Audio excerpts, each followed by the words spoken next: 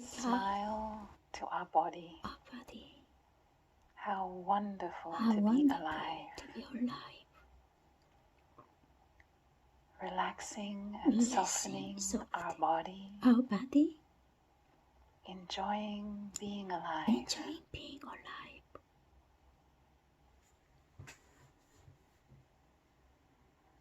And as we follow our in-breath and follow our out-breath, we can become fascinated by the experience of our body breathing.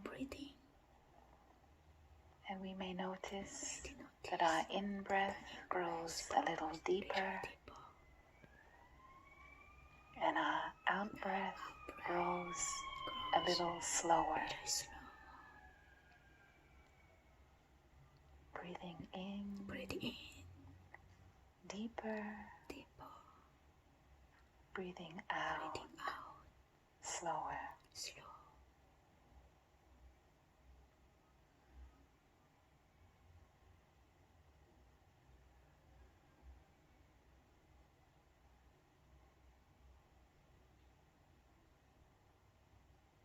And as we continue to follow our breathing,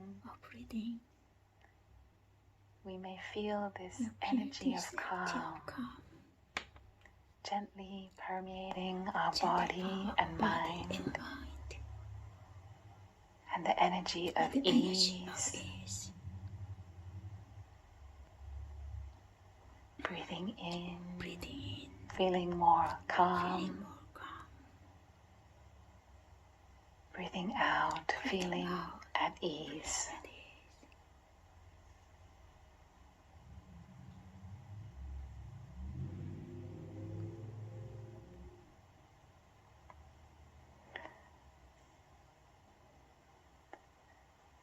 We can open our eyes a little bit, smile to ourselves and to one another on the screen. In just a few breaths, we can generate an energy that is a little bit more calm than before, a little bit more quiet, a little bit more peaceful. And this is really the challenge of these coming days for us, to create moments of peace and stillness in our day and in the times that we are online together.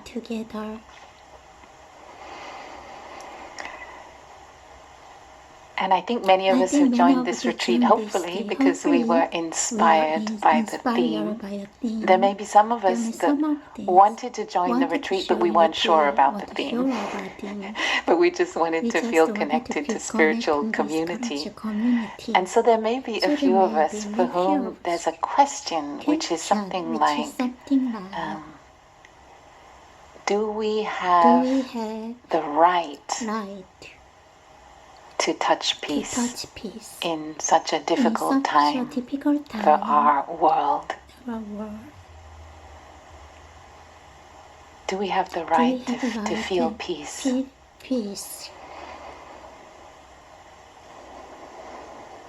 We know there's a lot of suffering. We know there are those. We know there are those who are sick right now, or those of us, and we know that our loved ones may be not well right now.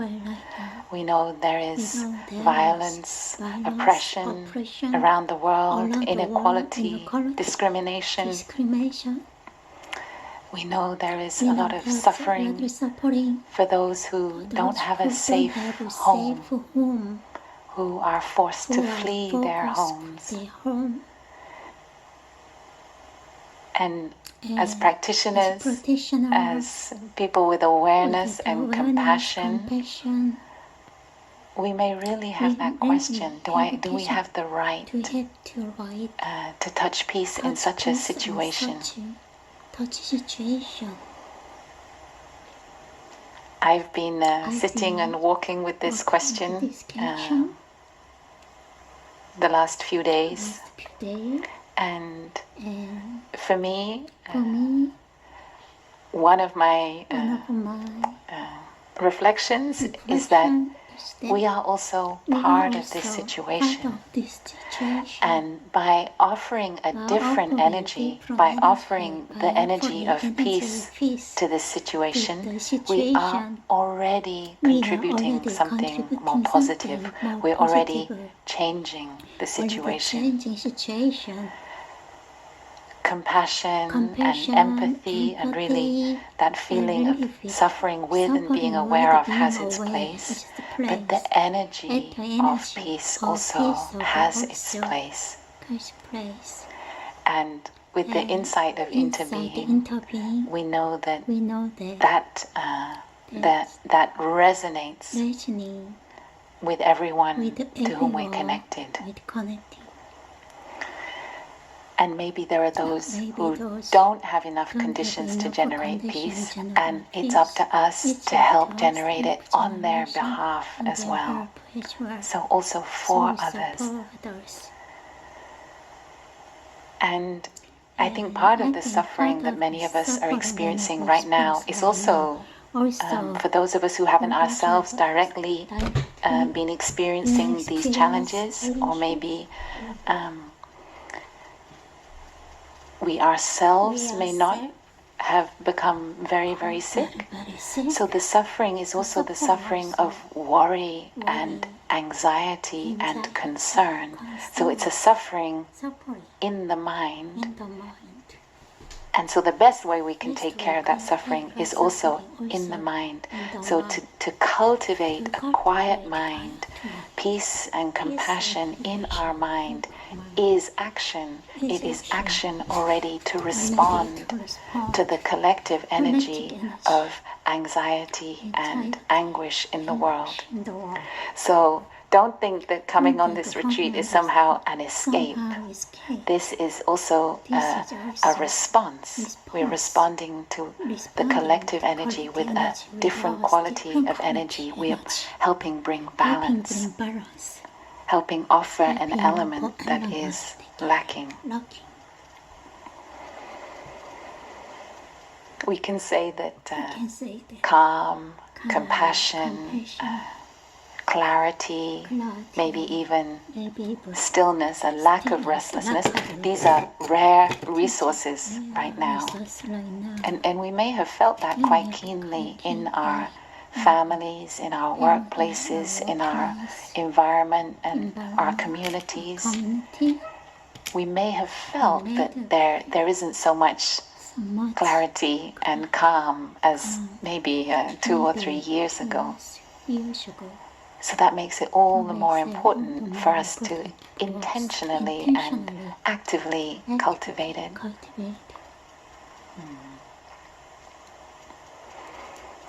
So we can speak of the energy of restlessness and fear and anxiety, and we're meeting that energy with another energy, which can be the energy of stability, of compassion, and of non-fear. A spacious energy that has space to include within it the anxiety and the fear. We don't reject it, we don't bypass it, but we have enough stability and peace to be able to embrace it. Like many of us, in the last few weeks, I have had loved ones who have got sick with COVID, in particular my sister and her whole family. And I realized that my dial of restlessness went right up.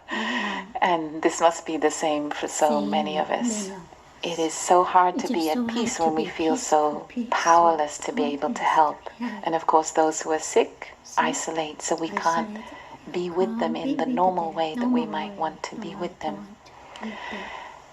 And I really had to train myself every time I felt the energy of anxiety or worry coming up. I had to really train myself to come back to my breathing, to come back to my body, and to know that the best thing I can offer her is my stability, my calm, my peace, my tenderness, my gentleness, and not my worry.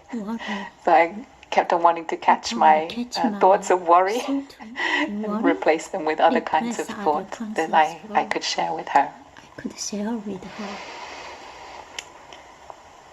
So maybe we can continue our training a little bit and see how our breathing can be something that can help us embrace a moment of worry or anxiety. And we're very lucky that on this retreat, almost half of us are already very familiar with our practice. I think almost half of us have already received the 5 mindfulness trainings, so you're well on this beautiful path. So there's a part of us, we know the practice. We know how to breathe. And also here in the monastery, of course we all know how to breathe too. But the question is, are we making use of our breathing in the moments when we need it most? Are we able to take refuge in our breathing to really quieten our anxiety when it comes up? Is your breath something that you can find and meet and take refuge in whenever you need it? Or is it something that is only a friend when we're already sitting on the meditation cushion or when we hear a sound of the bell? And I think part of the art with our practice is to make sure that our connection to our breath is very close, very intimate, and a very safe refuge for us.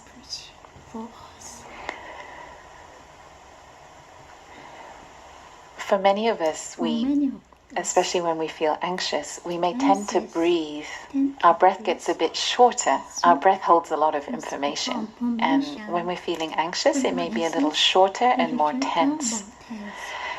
And when we're able to bring our breathing really down to our abdomen, so we're really releasing the tension in our body to allow our breath to be a really deep breath. It can be a longer breath. It can be, in my experience, a more soothing breath when we can really make it a deeper breath. So I invite you, including those of you who already know the practice, I invite you to really take your hand and to place it in what we call our Tantian point, which is just below our belly button. And see how easy it is to bring our awareness right down to this point and to find that stability with our breathing.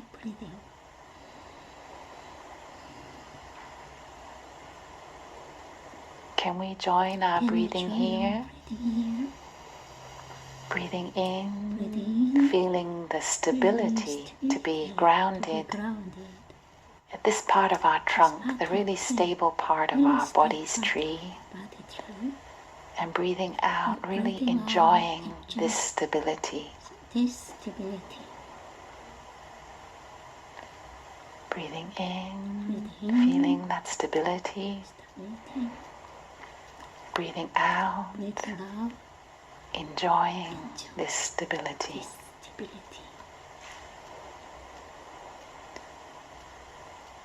And now we open up our attention to be aware of any anxiety, any worry that we have in our heart right now. It may be worry for a loved one. It may be worry for ourselves.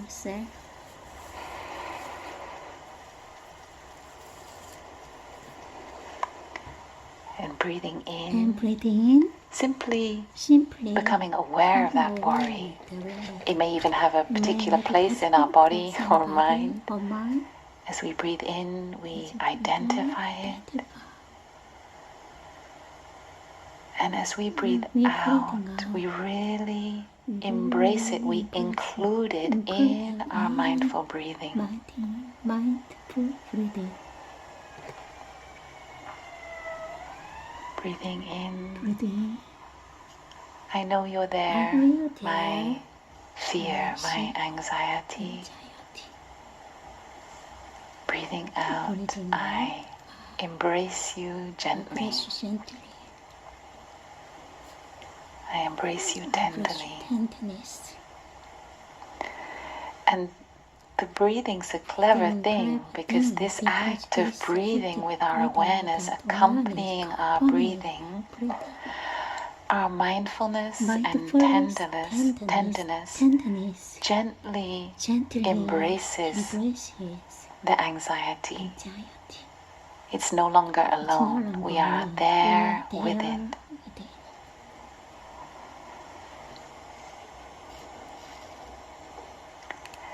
And as we continue to breathe in, we can really expand this energy of awareness and compassion.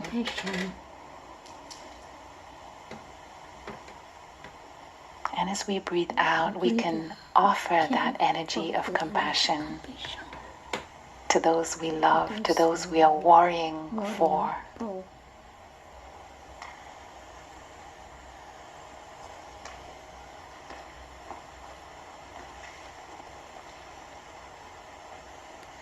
Generating an energy of compassion and offering that energy of compassion.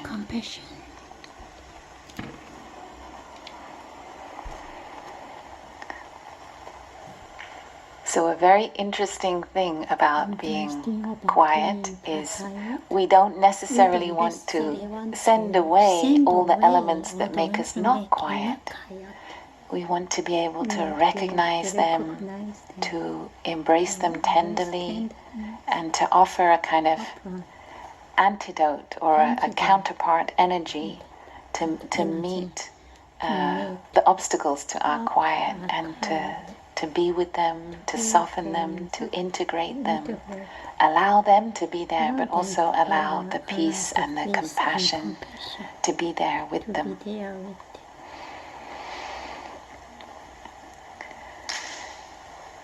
So you may have seen in our retreat schedule at the top, there are lots of different invitations, and one of the invitations is to download the Plum Village app and to activate the bell on the Plum Village app. And I really want to invite all of you to do this. So if you haven't yet downloaded the app, please do it. I feel I want to show it to you, but I won't. You know what it might look like. Plum Village app, you find it, you download it, and please, during this retreat, activate the bell on your app so that in the moments when we are not together on screen like this, you have a chance to hear the sound of the bell, perhaps every 30 minutes or every hour. And you can set it however you would like. And this will really help keep the thread of the retreat in between the different sessions that we are doing together online. And as we hear the sound of the bell,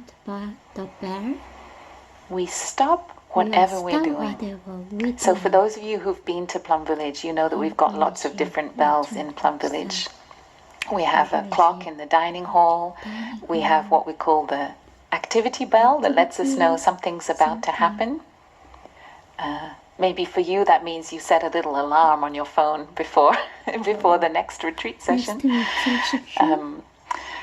And we also stop when we hear the sounds of the big bell, or of course the bell in the meditation hall. And this is a training to come back to our body and breathing, no matter what is going on. There's something very empowering, about it, because we say we will not be swept away by whatever life is unfolding. we hear the sound of the bell, and we come back to our body. And the practice is to not speak anymore, not do any more kind of physical action, and to follow 3 full in and out breaths. So let's practice with the sound of the bell. See how easy this is to do, or how challenging.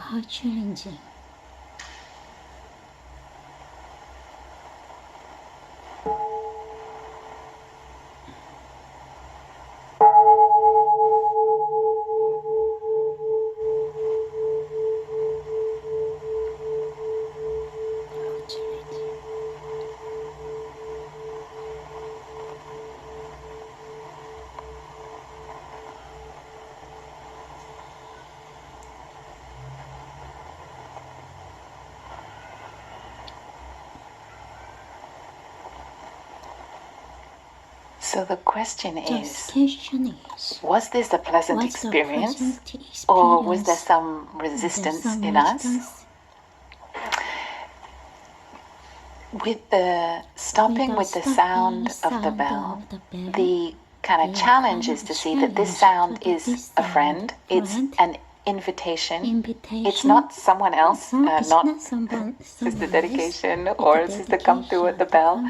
We are not the ones making us want to stop. The idea is that the bell should feel like, we say, a voice from within calling us to stop and arrive home. A voice within calling us to a quiet place. And each of your quiet place may be different from each of our quiet place. And we hope that during the coming few days, we'll be able to really take care of this quiet place inside, so that it's something that we feel comfortable to come back to. For some of us, our body may not feel a safe place to come back to. When we stop and hear a sound of the bell, that may be the last place we want to come to, the breath and the body. So sometimes I also just hold one finger. Sometimes it's my pinky, sometimes it's one finger here. And instead of the challenge of following my breathing, I'm just enjoying that feeling of holding my finger. Feeling connection. I also use the beads, and we call these a mala, and I think in many spiritual traditions we have them. And we can challenge ourselves maybe to follow one in-breath and one out-breath for each of the beads. And that movement of the hands may be a little bit easier to feel like we can find safety and a thread of connection.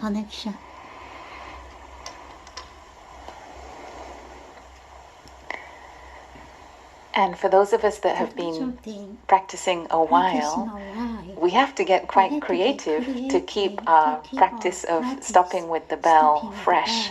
And so some of you may have had the bell sound on the app at some point, and then we turn it off because it wasn't working anymore because we were ignoring it too much.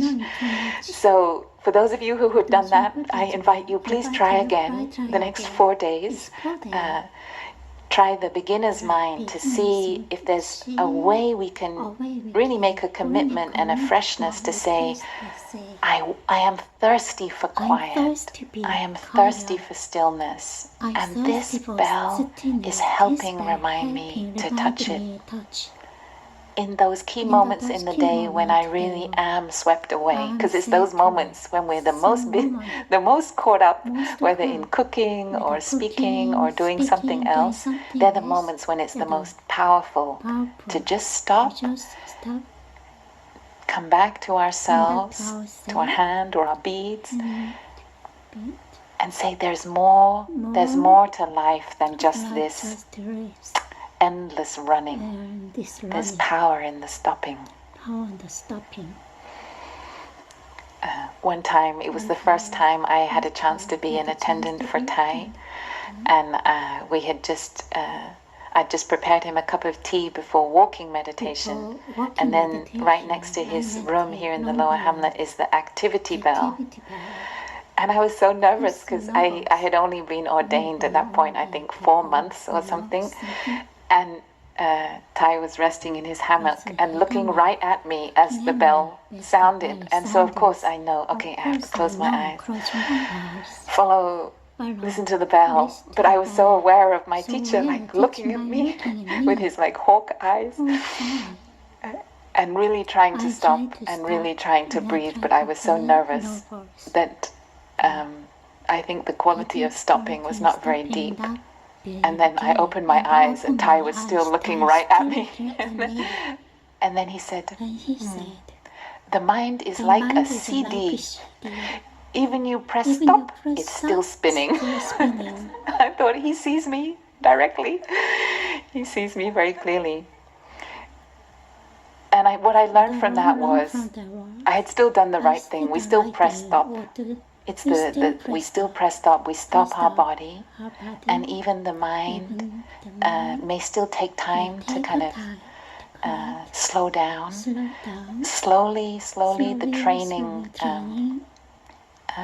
will build up, and the stopping will be more complete, more readily. And so please stick to this practice. Please integrate it into the coming days. And if we don't want to install the app, or we have some resistance to the sound of the bell, we can choose other things that can act as our bell of mindfulness. So it might be, if you live near a road, it might be the sound of a truck rumbling by.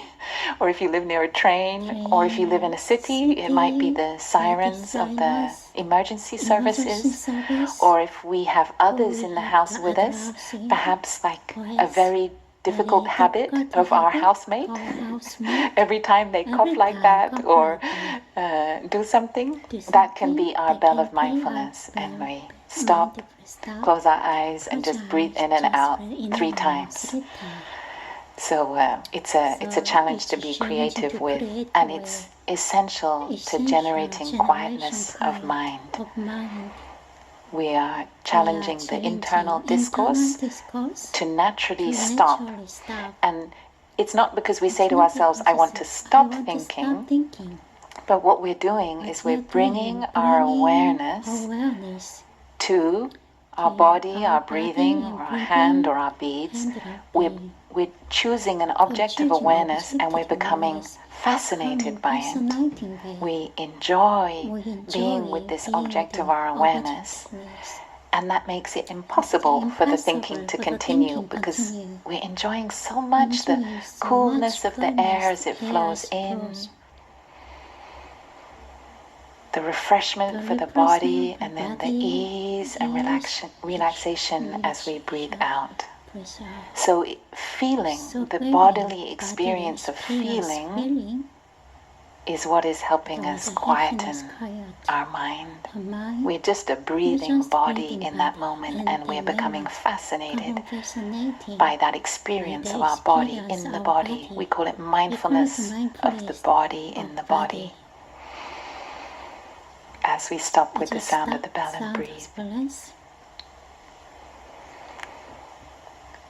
I think this retreat is a kind of practice of stopping. Many of us may have had quite a frenetic few months. And the holiday season also brings with it its own challenges for many of us.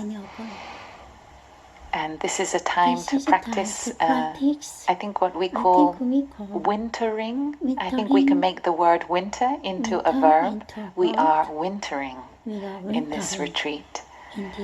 We are stopping doing what we normally do, and we're taking time to be still,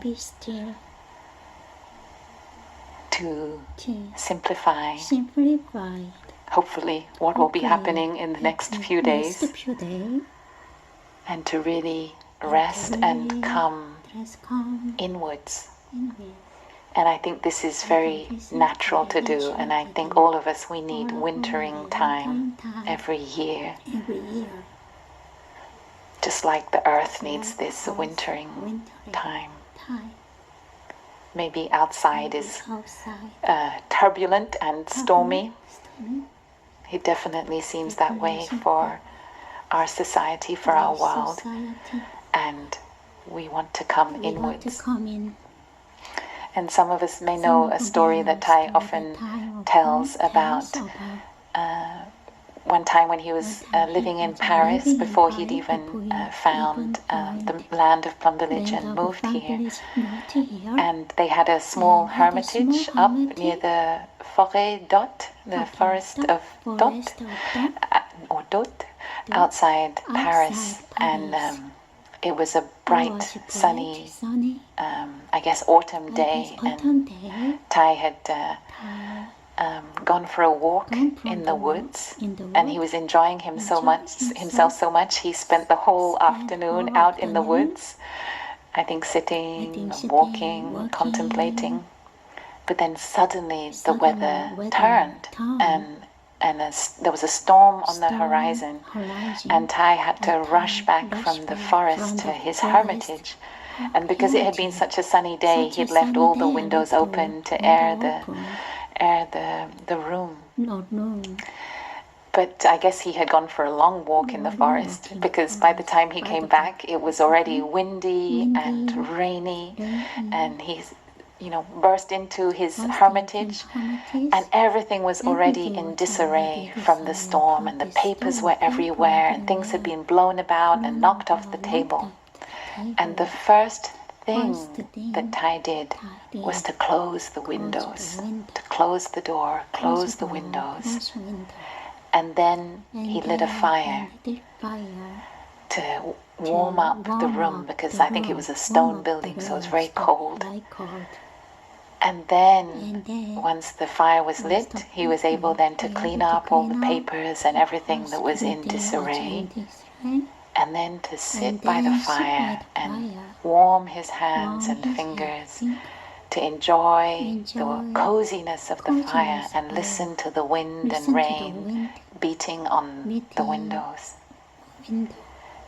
And I think for many of us, this is the kind of experience we want to have of creating an island within over the coming days. We need to be able to close the doors and windows to the storm outside in the world, to be able to have some time to really take care of what is coming up inside, our feelings, our perceptions. That's our papers that are spread out everywhere because we haven't had time to take care of them.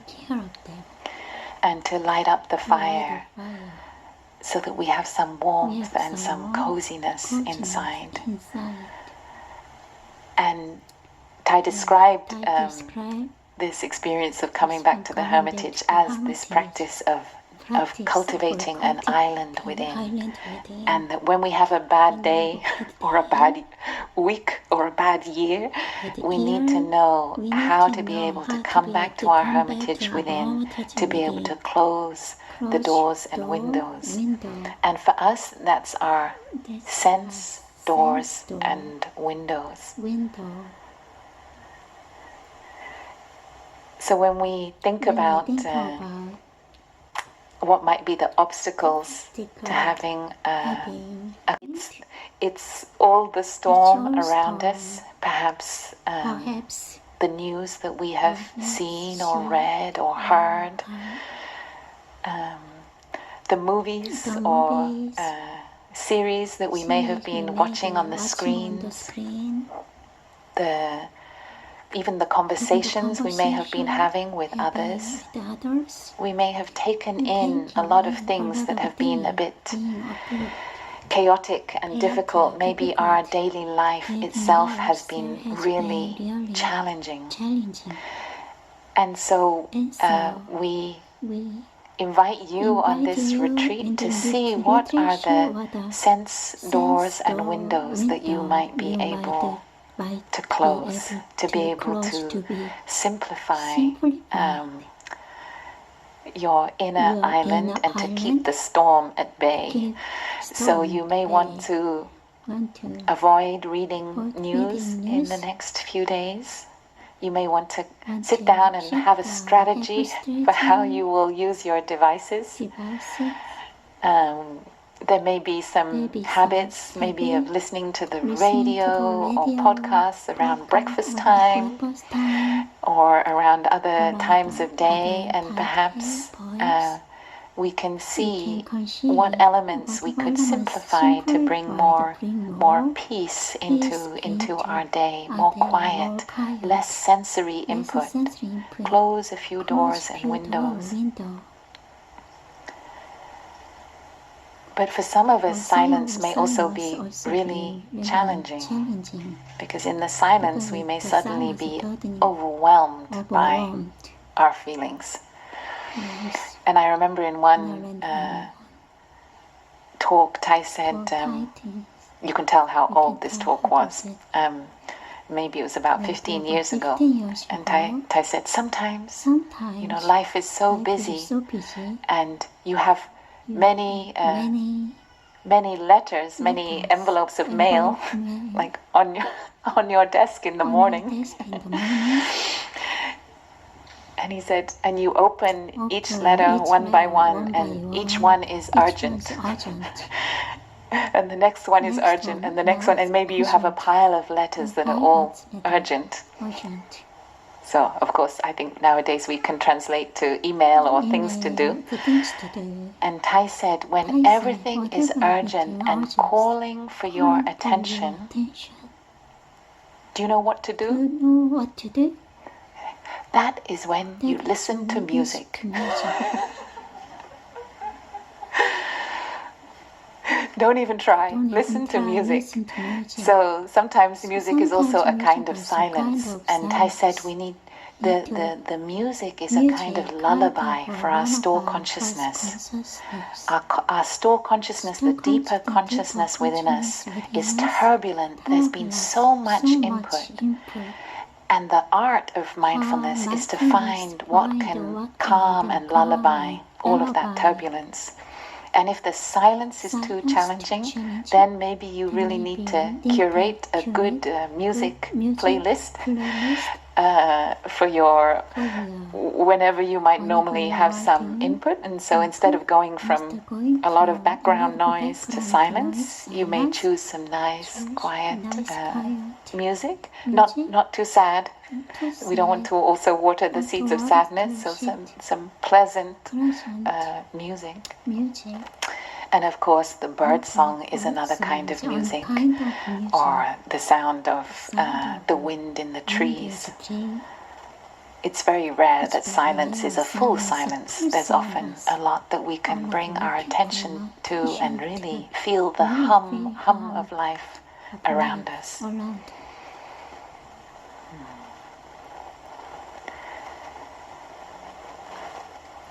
I think we can enjoy a sound of the bell and see whether we can find that cozy hermitage inside.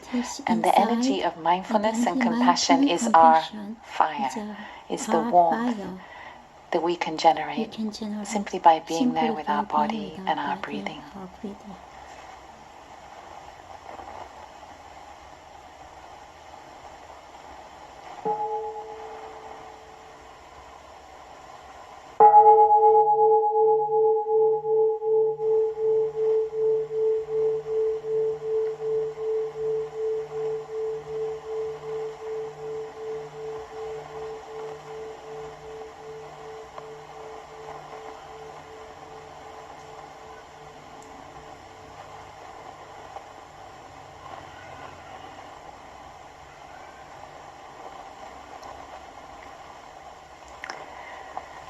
So over the coming days, each one of us has the challenge, the task of generating the energy of mindfulness wherever we are, whether we are with others who may or may not be following the retreat, or whether we're alone. And the challenge is to be able to cultivate a spirit of quietness, a quality of peace and quietness throughout the day in all the different things that we are doing? Are we able to have a quiet mind when we brush our teeth? Are we able simply to brush our teeth without thinking about the next thing we have to do? Are we able to brush our teeth really with peace, with freedom, and without rushing? I think there's a connection between quietness and stillness. So as soon as we're rushing, we are not really truly quiet and at peace in ourselves. And there's a lot to become fascinated about while we brush our teeth. And we can, well, if you have a mirror, you can enjoy watching yourself. You can enjoy the feel of the brush on your teeth and gums, the sounds that you make, or even simply the feeling of your feet on the ground as you brush your teeth. And sometimes you can play with brushing your teeth with the other hand. And that makes us very aware of what we're doing in case it has become something automatic. And as we're preparing our morning cup of tea or coffee, are we able to do it with a quiet mind, to really bring all our attention to the feelings and actions of preparing our tea or coffee, and then to sit quietly with our hot drink, enjoy the fragrance with an in-breath and out-breath, and really enjoy our body as we enjoy our hot drink. And while we make our breakfast, that's also a moment to be quiet, to enjoy all the sounds, maybe of cutting fruit or preparing bread or whatever we eat for breakfast. So this is a kind of koan for us. How can we cultivate a quiet mind in everything we are doing? If we live alone, during this retreat, we really may want to pay attention to the sounds that we make. When we do a solo retreat, that's one of the trainings that we become really aware of every sound of our feet on the floor, the opening and closing of the door, any kind of movement that we make. And that can be a real doorway to awareness, really listening to all the sounds that we make.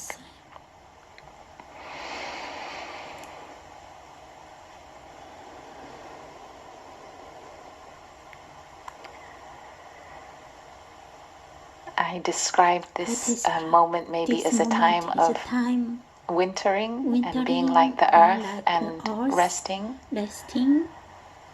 And I think also we are like the earth in that we also need a bit of fertilizer over the winter to really nourish our soil as we let the land rest. And I think for many of us in the pandemic, all those things that nourish us the most, we may not have been able to do, or we may not have been able to do so much. And we may need to be creative about finding new sources of nourishment. So as we simplify our life over the next 4 days, also please find ways to nourish yourselves, also with nature. Here in Plum Village, we're very lucky to live in the countryside, and I hope that some of you have a garden or a backyard or a park or just a tree close by that can be a source of nourishment over the coming days. And every day there'll be a chance to do our own walking meditation. And please make a special effort, even if you can only go for a walk for 15 minutes or 20 minutes. Please do your best to enjoy this practice. For me, being in nature or with nature, and especially with trees, is a very easy way to feel the stillness and silence, really with the practice of listening to the earth, to the birds, to the wind.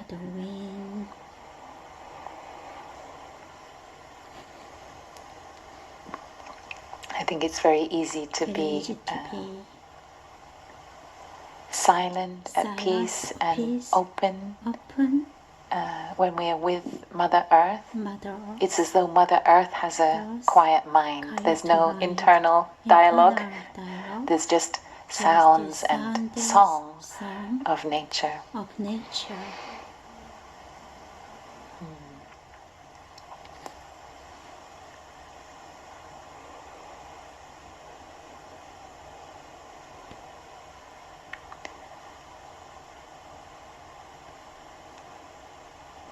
We can also say that coming back to our body is also a kind of nourishment, because maybe we have been so busy or preoccupied or pulled away by our thinking that we haven't really given enough space and time to be there with our body. And in fact, all the practices on this retreat really involve being there with our body, whether we're breathing in the sitting meditation or doing the mindful movements. There's a chance to do that. We have some videos that you may like to follow, or you may like to do your own favorite yoga practice or jogging or whatever it would be. And the walking meditation, the deep relaxations. We'll have some wonderful live relaxations on this retreat. Being there with our body is already a source of nourishment for ourselves. And for those of us that are living with people who are not following the retreat, I also want to say we feel you. We're aware that this may be challenging. And one thing I think we've discovered from the previous retreats is please take care of your relationships with those around you. When we talk about the hermitage where you need to shut the windows and doors, if possible, please don't shut out the people you live with. They can also be like your field of practice on this retreat. And I think probably the most simple thing that we can offer to others is our presence, our listening. And even if someone is not being very mindful or not speaking in a very mindful way, simply by coming back to our body and following our breathing while we listen to them, that is already a moment of practice. That is a moment of healing and transformation is already taking place. So it's a great fortune to have objects of practice with you in wherever you are. And that is, please integrate that into how you're handling the retreat, especially around meal times. Of course, you can experiment if they would like to eat mindfully with you for a bit. But if it's too difficult, don't even try. It may only create friction. And perhaps maybe one meal a day you could eat separately so you can really eat slowly, especially if we have some meals that we will have online together. And even when you're washing up together with those in your home, the washing up can be a moment of mindfulness practice. You don't need to participate in conversation, but just really enjoy the hands in the soapy water, follow your breathing in that moment. And that can also be a moment when you have a quiet mind, even when there's noise going on around you.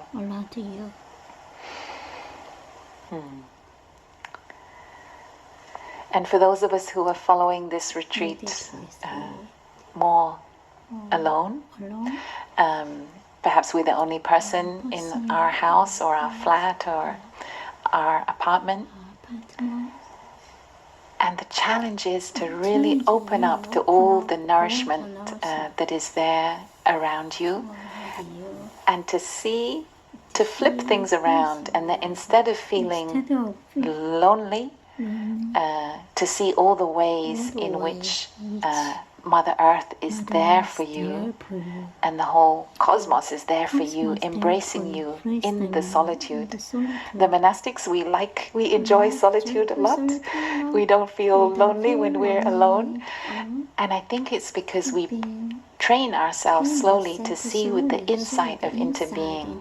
So a bowl of food is the earth loving you and caring for you. She's smiling to you through the carrots, the rice, the bread, the potato, and the trees are smiling to you, the birds are singing for you.